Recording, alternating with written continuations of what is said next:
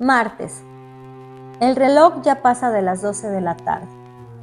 Como de costumbre, estás dentro de la estación del metro Tacubaya, esperando a que llegue ese metro que te va a llevar hacia tu casa.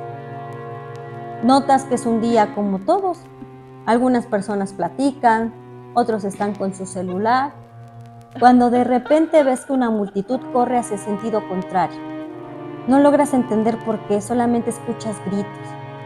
Mientras tu cerebro trata de interpretar lo que sucede, cuando te das cuenta, sientes un cuchillo que te atraviesa poco a poco el pómulo izquierdo.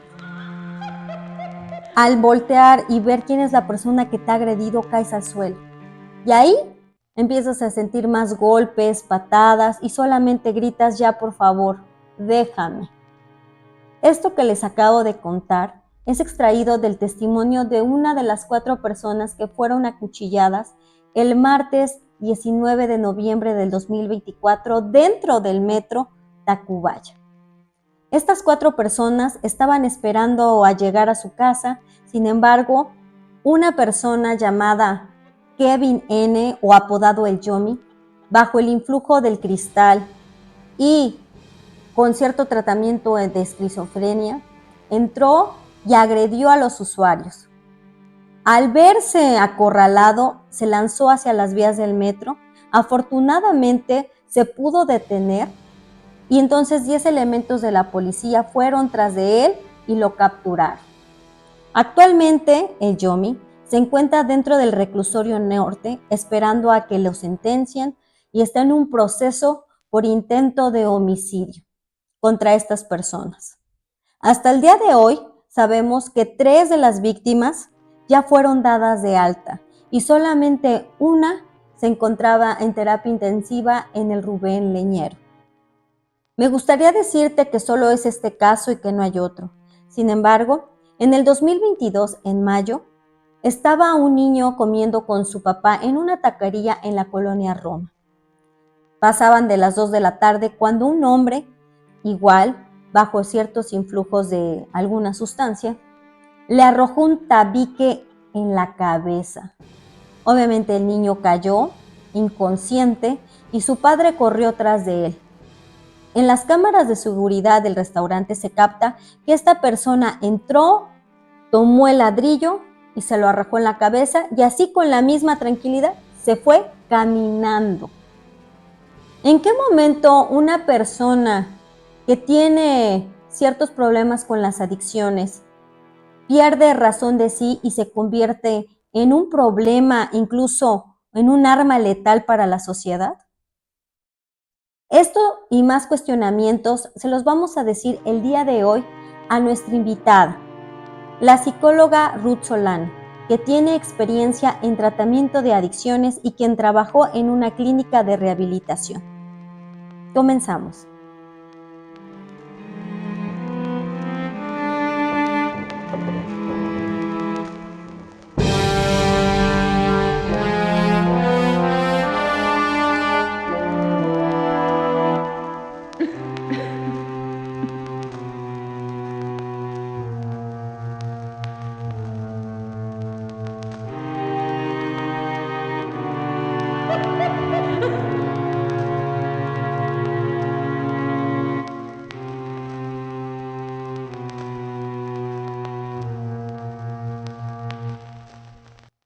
Hola Ruth, muchísimas gracias por estar en este espacio. La verdad, eres mi madrina de entrevistas. Eres la primera persona después de muchos años a la cual entrevisto y te invité porque sé que tú eres muy buena en la cuestión de adicciones, sé que tienes bastante experiencia, trabajaste en una clínica de rehabilitación y adicciones por mucho tiempo y yo creo que eres la persona ideal para que nos respondas algunos cuestionamientos que surgen a raíz de estos casos que se han dado de personas que bajo influjo de ciertas sustancias se atreven a agredir, incluso a atentar contra la vida de los demás civiles.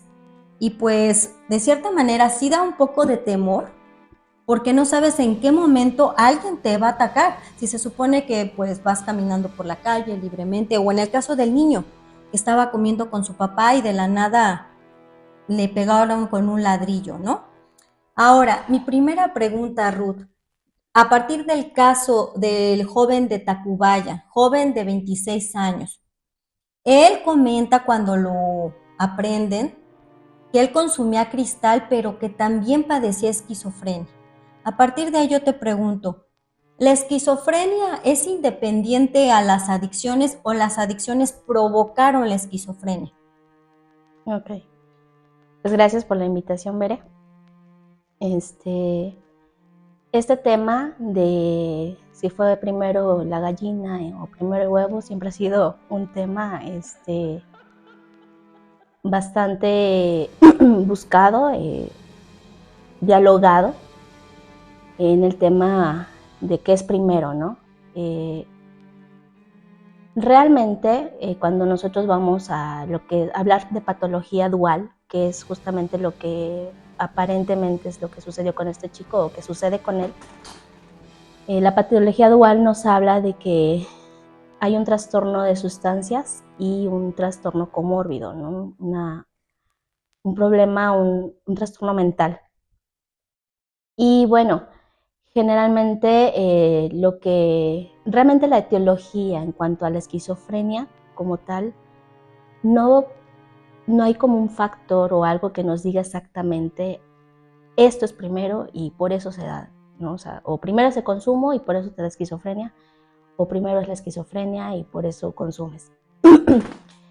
Sin embargo, sí se ha visto que hay una carga genética pues bastante fuerte. Generalmente las personas con esquizofrenia, si nos vamos a indagar en ese tipo de personas, pues sí llegan a tener como esta carga genética, ¿no? Familiares donde hubo padecimientos de trastornos mentales y pues ellos también ya traen esta parte, ¿no? Natural en sus genes.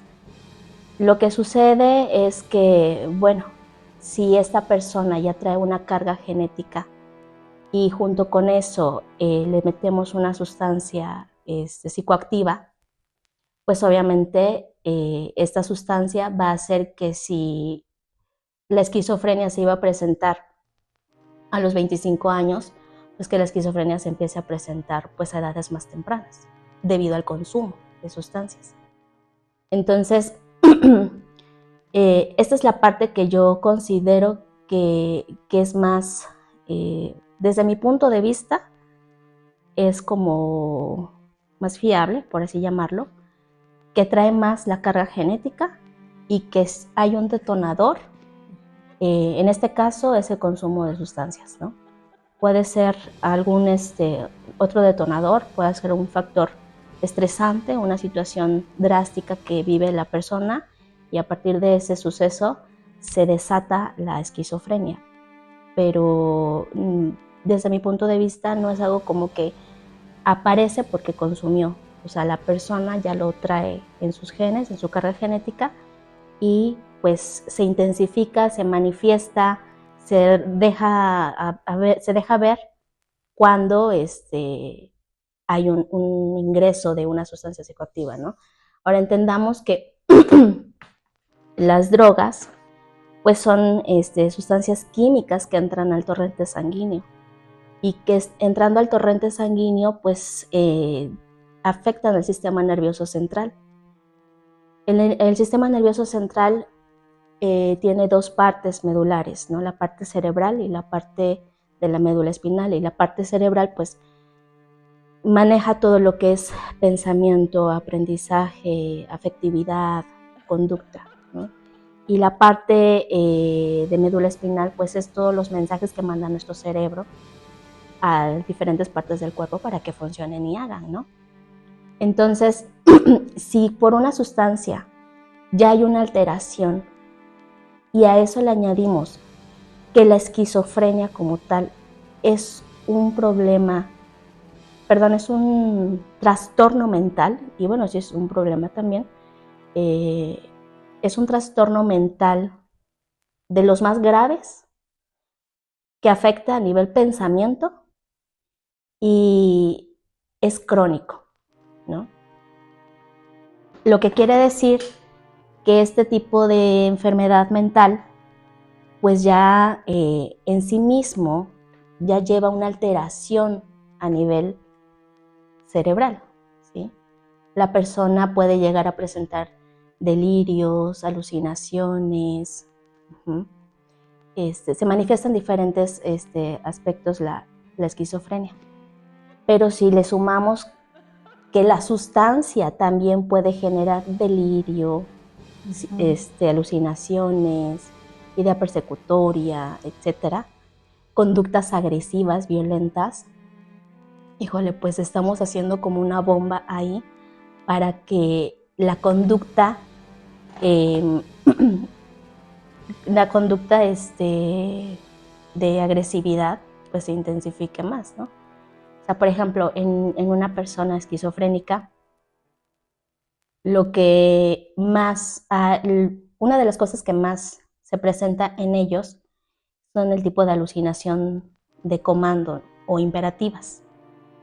Es decir, te mando, te digo qué es lo que tienes que hacer.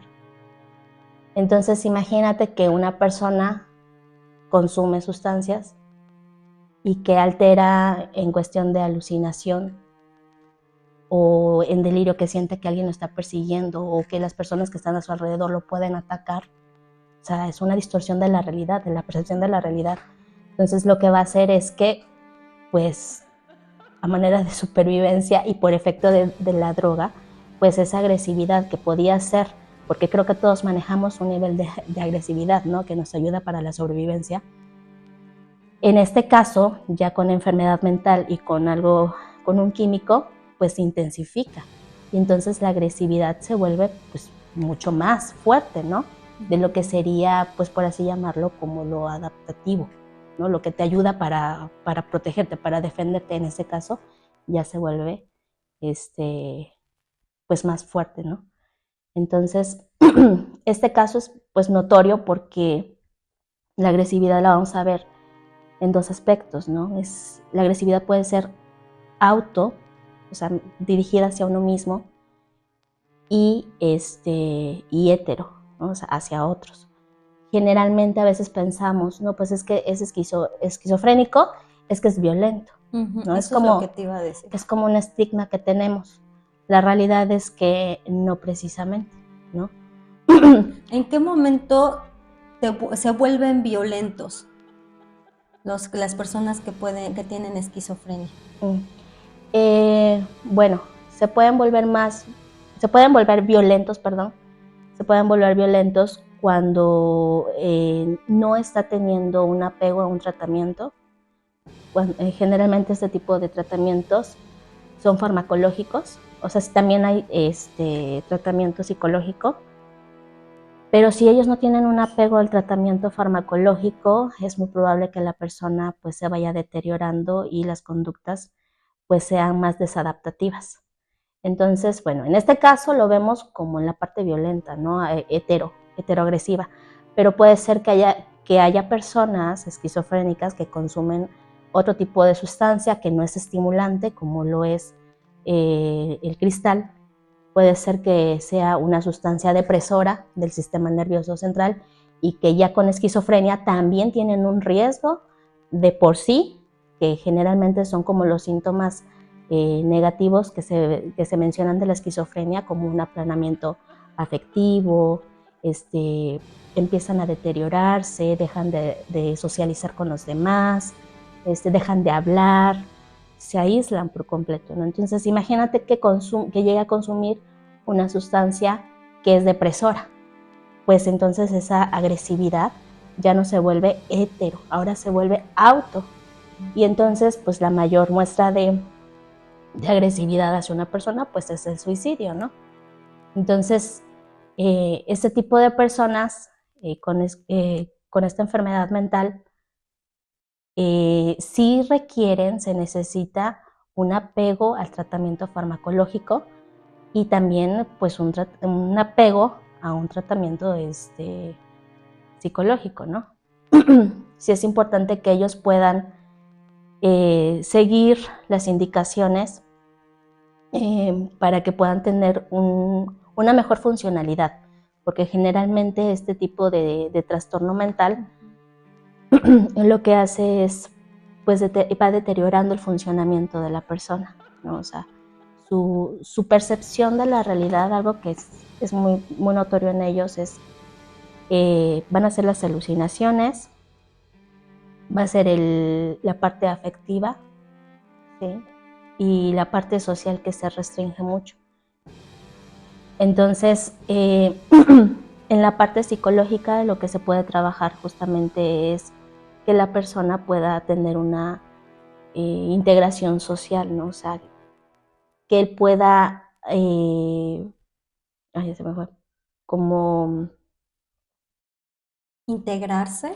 ajá, integrarse lo más posible, en la medida posible de su capacidad de integrarse a las actividades, porque generalmente esta enfermedad también causa un problema en las diferentes áreas de su vida, ¿no? O sea, empieza a generar deterioro también en temas de trabajo, como viene esta parte afectiva, donde los síntomas negativos empiezan a manifestarse. Los síntomas negativos y los síntomas positivos se refiere. Positivo no es porque tenga algo de bueno, sino porque su funcionamiento cerebral es más activo. Y en síntomas negativos el funcionamiento cerebral es menos activo. Entonces, bueno, como presentan estos síntomas negativos, la persona tiende a desconectarse, ¿no? Generalmente de todo lo que pasa a su alrededor, de las personas, del trabajo, se desatienden, se descuidan, eh, toman una parte muy activa en cuanto al aislamiento. Entonces, en esta parte es donde la parte psicológica podemos trabajar, ¿no? Generando un tanto de conciencia de enfermedad, generando también conciencia de autocuidado, de integración social, ¿no? Es lo que yo te quería preguntar. ¿Son caros estos tratamientos para las personas con esquizofrenia? ¿O a dónde tú sugieres acudir para un tratamiento?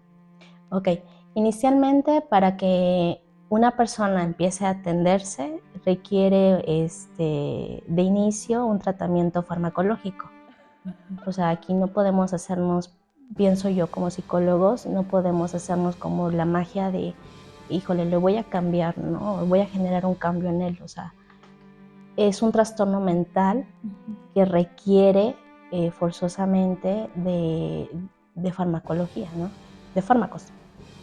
Entonces, Acudir con un psiquiatra. sí, de inicio se requiere un psiquiatra para que pues pueda bajar los síntomas que esté presentando de la esquizofrenia, porque imagínate, si te llega a consulta como psicólogo un esquizofrénico con una idea delirante es una creencia fija, irracional. Eso es lo que te quiero preguntar. ¿Cuáles son los síntomas que detectan para detectar cuando una persona ya tiene esquizofrenia? O sea, ¿cómo yo puedo decir, no, como que algo está pasando, necesito ir al psiquiatra o de alguien que yo vea? Ok, y generalmente lo que es más observable es este tipo de aplanamiento afectivo que te mencionaba. ¿Qué es aplanamiento afectivo? Sí, o sea, vemos que ya no interactúa mucho con otros, lo vemos más retraído, lo vemos más aislado. Generalmente las personas tendemos como, incluso hasta para hablar, ¿no? O sea, la forma en que gesticulamos, ponemos caras, ¿no? Ocupamos ciertos manierismos. En el caso de ellos incluso todo esto se empieza a restringir, se restringe, y desde ahí podemos observar, ¿no? De hecho, ahora sí que la teoría nos dice que se puede detectar desde edades tempranas, ¿no? Desde un niño que lo vemos aislado, que le cuesta trabajo interaccionar.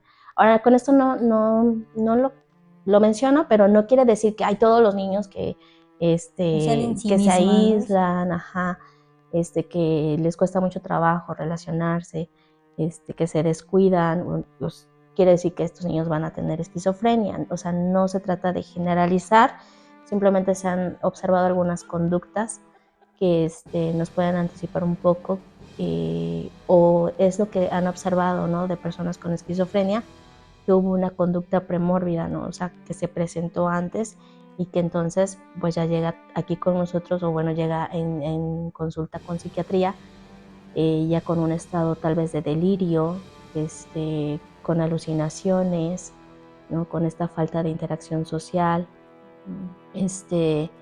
Alteraciones de la realidad. alteración de la realidad. O sea, esa es una de la... De hecho, esquizofrenia está dentro de los clasificados dentro de los trastornos psicóticos, y la psicosis pues es un desapego de la realidad, ¿no? O sea, por ejemplo, una persona que te llega y te dice, oye, no, es que yo noto, como en algún caso, ¿no? Me acuerdo en este momento que decía que lo habían secuestrado y que, o que lo habían operado, algo así, lo habían operado y que le habían sacado todos los órganos. Entonces, esta persona andaba pues viviendo, pero sin órganos adentro porque se los quitaron. O sea, ese es un tipo de delirio, ¿no? O sea, es algo irracional, no tiene juicio. A luz de la realidad, pues no es comprobable, ¿no? Pero por eso decía, o sea, como te llega un paciente a terapia, pues obviamente por más que tú quieras hacer o generar terapia con ellos, pues no se va a poder, porque pues es una creencia que está como tal, y eso es una alteración del pensamiento, es una alteración del juicio. Las alucinaciones, por ejemplo, también, ¿no? Las alucinaciones pueden ser auditivas, que te decía hace un momento que son como las más comunes dentro de la esquizofrenia, pero también pueden ser olfativas, ¿no? O pueden ser kinestésicas, yo siento. Entonces, todo este tipo de cosas, todo este tipo de síntomas que observamos, pues requieren forzosamente fármaco, ¿no? En este caso, pues lo que yo conozco o sé, no soy médico, no soy psiquiatra, pero generalmente ocupan los antipsicóticos, ¿no? Que la misma palabra lo dice. Y entonces estos ayudan a mantenerlos, digamos, en un estado de calma. Así es, la idea es esa, que el antipsicótico baja la psicosis, regula. Sin embargo, algo que yo he leído porque yo no estoy como en contacto directo con personas con esquizofrenia, pero sí la parte que yo he conocido en teoría es que este tipo de personas, o el problema que hay actualmente, es que son personas que muchas veces no se adhieren al tratamiento. O sea, no tienen un apego al tratamiento. Entre mayor apego al tratamiento, tanto fármaco como psicológico, pues mejores resultados vamos a ver. Ahora, acuérdate que es una enfermedad crónica, ¿sí? O sea, sí va deteriorando. Lo que vamos a tratar es de regular el funcionamiento, ¿no? Que sea lo más adaptativo posible. ¿Y esto es genético? ¿La gente lo hereda? Sí, generalmente sí, es la parte que te decía al principio, ¿no? O sea, la teoría en la mayoría coincide, ¿no? Que sí trae una carga genética, aunque algunos refieren todavía, ¿no? Pues que puede ser una situación que desencadena, ¿no? Pero sí creo que ya está ahí, o sea, ya está ahí la semillita y solamente hace falta como echarle agua tantita para que dé a luz, ¿no? Entonces, sí creo que tiene una carga genética mayor que como tal un desencadenante, ¿no? O sea, sí hay desencadenantes más bien, pero no quiere decir que una por exacto, que hay una predisposición a que porque consumió se volvió esquizofrénico. No, probablemente ya traía la carga genética de esquizofrenia y consumió y pues se quedó ya ahí, ¿no? Ya se manifestó el trastorno como tal que tenía. Yo conozco a un chico, igual que tiene aproximadamente como 30 años, y este chavo no se apega a su tratamiento, o sea, sí tiene esquizofrenia. Su mamá se acercó porque era un vecino que hacía bastantes ruidos en la noche y golpeaba, incluso se escuchaba y luego su mamá al otro día ya tenía el ojo morado, y su hermana. Y ya un momento de verlas tan seguido, ya sí me acerqué y les pregunté, oigan, es que en las noches se oye muy feo porque estaban pegadas las casas. Y me dice, es que mi hijo cuando se le bota, nos pega, tanto a su hermana como a mí. Y te estoy hablando de una señora ya de aproximadamente 65 años y su hermana de unos 40 años. Se nos golpea Y le digo, oiga, y dice, no, yo ya lo tuve encerrado, pero él no quiere entender, no se toma su medicamento, pero prefiere la marihuana porque dice que eso lo calma más. Pero lo que provoca cuando está en abstinencia es, mira, a todos, ¿eh? Hasta los vecinos, o sea, nos gritaba, se salía furioso, a cada rato llegaba la policía, o sea, de verdad bien difícil para esa familia estar tratando a una persona que no quiere ayudarse a sí mismo tampoco. Sí, por eso te decía que algo que se trabaja dentro de la terapia es conciencia de la enfermedad, ¿no? O sea, generalmente la patología dual, y esto es importante, pienso yo, siempre es importante abordar las dos problemáticas, porque a veces pues puede que consuma y que a partir del consumo tenga un brote psicótico y por eso lo llevan a un psiquiátrico. Y en el psiquiátrico, pues efectivamente, sí, lo van a bajar, le van a calmar la psicosis o van a reducirla.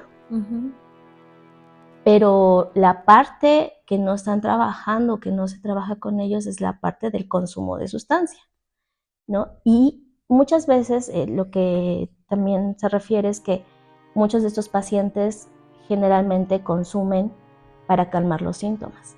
El problema es que generan una dependencia, obviamente pues generan también una alteración a nivel mental y pues cuando la persona deja de consumir, pues viene la abstinencia, que para todas las personas que llegan a tener un consumo continuo de sustancias, la dependencia pues siempre pega, ¿no?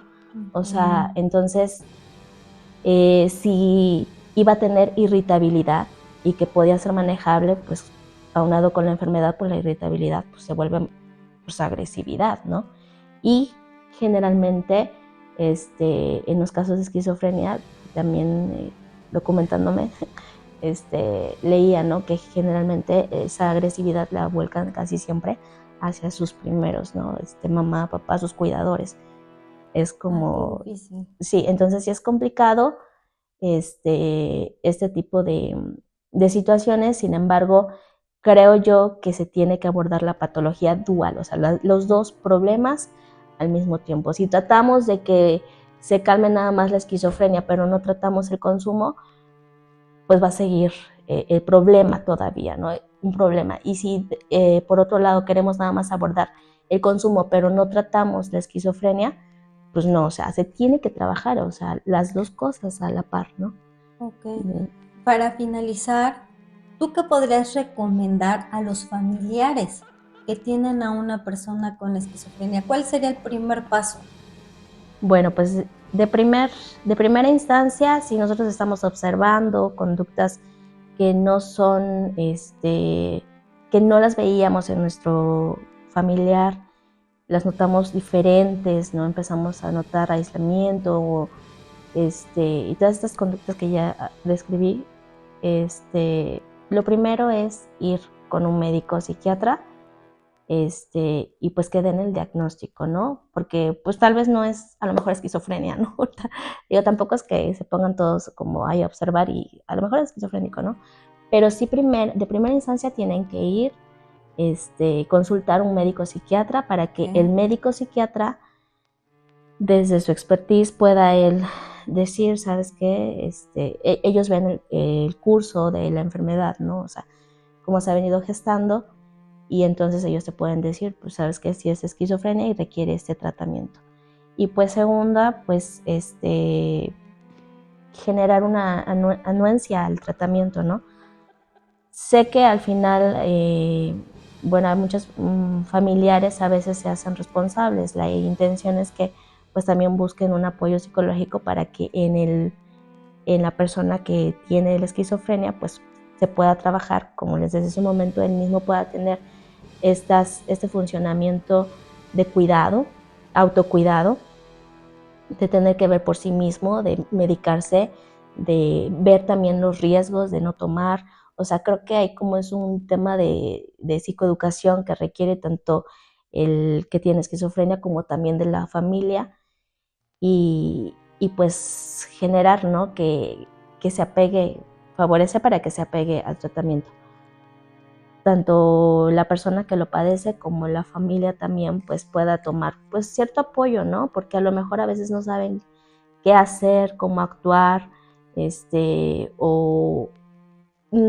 lo que he observado, y digo, no en tema de esquizofrenia, pero sí en tema de consumo, generalmente, y creo que así es la mayoría del mexicano, tristemente, que hasta que el problema no esté muy grave, no lo atendemos, ¿no? O sea, nosotros empezamos a observar y, pues está consumiendo, pues no es mucho, pues no me da problemas, pues que siga consumiendo.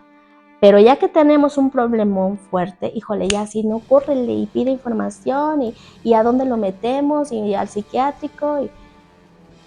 Yo creo que muchas veces nos podemos dar cuenta, pero no queremos hacer nada. Así es. Y ya queremos hacer cuando el problema ya está encima de nosotros. Entonces, creo que si estamos viendo señales de alerta, desde ese momento podemos empezar a tomar acción, ¿no? Médico, psicología, apego a tratamiento, generar esto, tanto en la familia como obviamente en la persona que está padeciendo este tipo de enfermedad mental, ¿no? Okay. Muchísimas gracias, Ruth, por haber venido. Sé del gran esfuerzo que hiciste de estar frente a la cámara, porque pues, le impacta un poco. Pero lo hiciste súper bien, muchísimas gracias, de verdad. Yo creo que esta información que nos compartes puede ser de mucha ayuda para personas que están pasando por una situación así. Y lo tomo a partir de estos casos que hemos visto, que salen en las noticias, pero al final no sabemos qué tantas cosas también pasan más allá, ¿no? De los medios. Así que este fue el programa Se Dice Que. Espero que les haya gustado. Si tienen algo que compartirnos, algún caso que conozcan, por favor, déjenlo en los comentarios y con mucho gusto los vamos a leer. Así que se despide de ustedes Bere, nuestra psicóloga Ruth, y nos vemos la próxima.